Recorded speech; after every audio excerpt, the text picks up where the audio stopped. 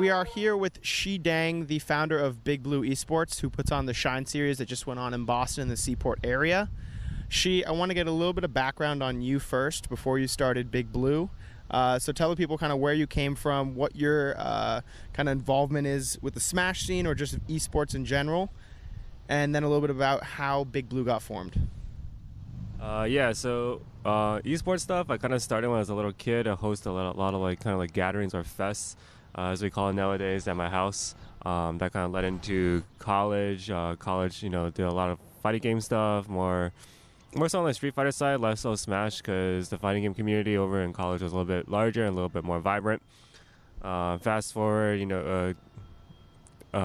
came back to Boston for my career, and one of my coworkers got me back into the Smash scene, and I was like, who was that coworker?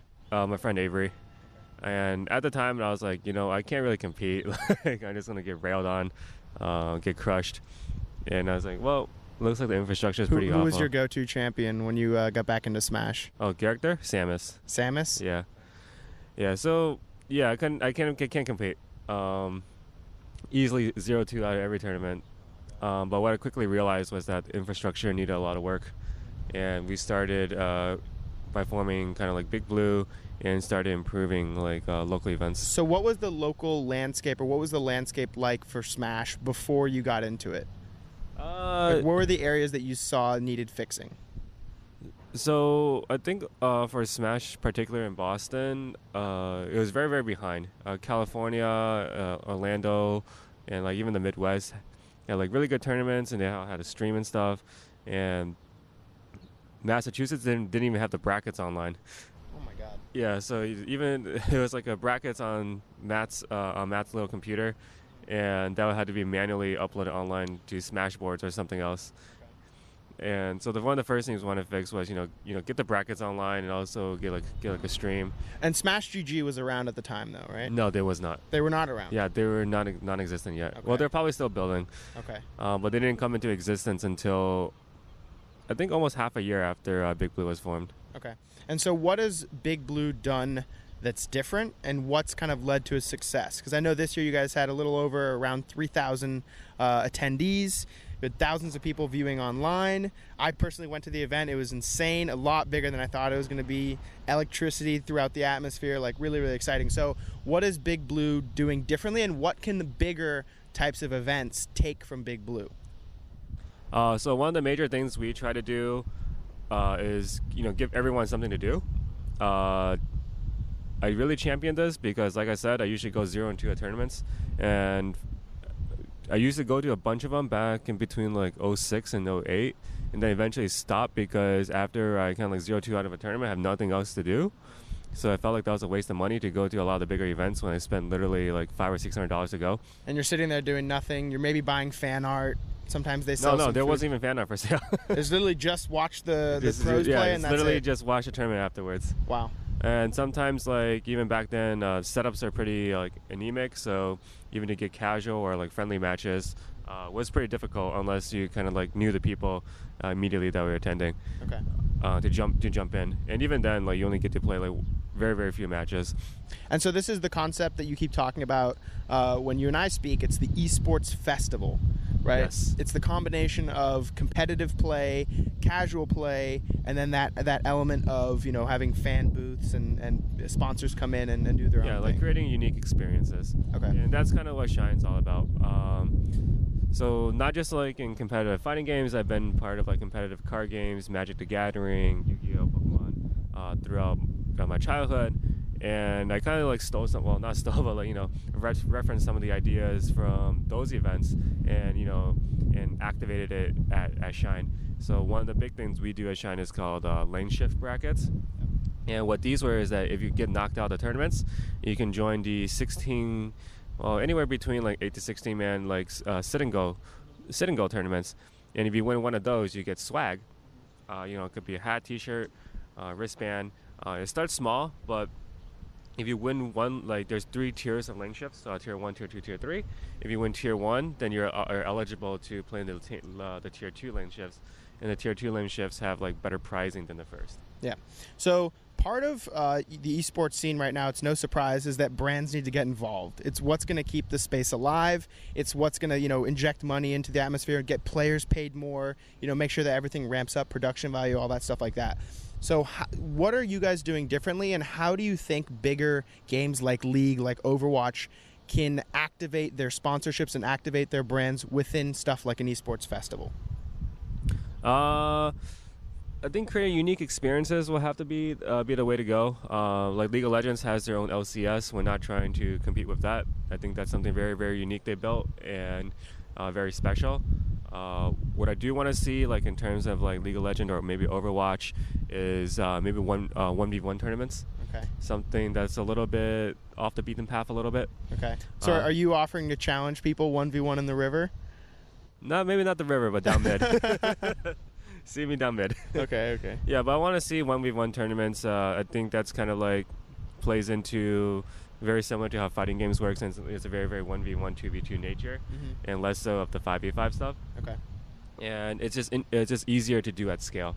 Okay. For example, like if we were to do like a mini like 5v5 League of Legends tournaments, that's a lot of computers you'll need. Yeah. So my question right now is, what brands do you see out there right now? Obviously, Geico is a sponsor of your event this year. They had a really cool booth. Shane and I got to play at the actual booth. We talked to some of the guys there.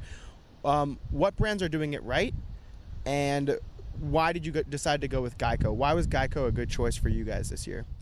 Geico recently, Geico Gaming, their kind of like their gaming division, recently has been pretty aggressively sponsoring esports events. I think it's good. There's a lot of previous brands that try to sponsor, esports events, and they usually try to go for sales conversion. Basically, if this event can bring X amount of clicks into the website and drive sales. Yep. But I don't think that's going to work too well, because the main focus is still the event itself, and people are not going to leave the event to go click some link. Yeah. And same with the viewers at home that view on Twitch. But I think for like Geico's approach, or any big non-endemic brands that are just trying to buy mind share, like just get the brand in front of people's eyes and get them to remember it. That's very effective.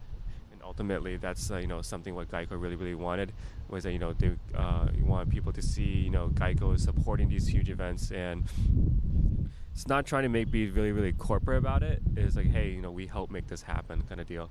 And that's the big message they want to kind of send. That's kind of the big challenge with these brands who are trying to get involved with esports, is that at the end of the day, these people who follow esports grew up on the internet, and they're really good at sensing bullshit, right? So they can tell when you're trying to sell them something, or when a brand's being inauthentic. Yeah, that's the word. So with Big Blue moving forward, I know you're looking to expand. Obviously, we want to see more Big Blue events. How are you going to get more sponsors to come on board? Is it a matter of you saying to them straight up, look, we're not looking you to be selly in this position. We want you to, integrate with our audience. We want you to, offer something up to the people who are, playing Smash and stuff like that. What does it look like moving forward? I think a lot of these companies actually have in-house production houses. I know Red Bull does, Geico does. They couldn't do it for us this time because they had another event that was a little bit ahead of ours. Yep. Was this the country music one? No. I forgot what it was. It's another event that a good chunk of their production equipment went to. And this is the cool part. A lot of these kind of like gaming segments of companies have big video walls and stuff. Yeah. Things that can really, really level up the experience at the event. And stuff like that is more important. It's like almost more important than like the fiscal amount that they can provide. Yeah.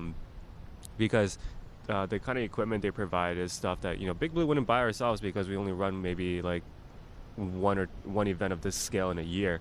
Yeah. But for them to if they like for example, Geico helps a bunch of events, if they can help level up the production value of Shine, of like maybe CEO and some other events.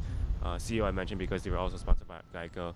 I think that'd be it'd be really cool, because and then we do want to reach a point where this looks like it gets on par with traditional sports. It looks like a giant MTV, like an NFL broadcast, or it looks like some famous singer came and did like a concert. You have the crazy effects and everything. Yeah. Well, maybe not that distracting, but yeah, you get what I mean. We'll get girls in low cut shirts, stuff like that. No, we can't do No. that. All right, No, bail on that definitely not. idea. I don't know who said that. Definitely not. Whoever suggested that, leave. All right, so I guess what we want to hear as parting notes is what can we expect from Shine and Big Blue in the next year?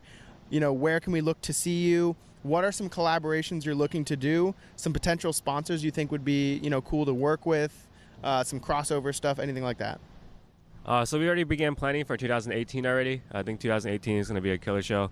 I know there's a few hiccups this year that we're going to get, move on, getting them fixed up. And there's a couple other things that's in the blueprints. We won't reveal them yet, but you'll hear an announcement from us soon. Cool. Well, Shi, thank you for your time, man. Thank you. And good luck in the future.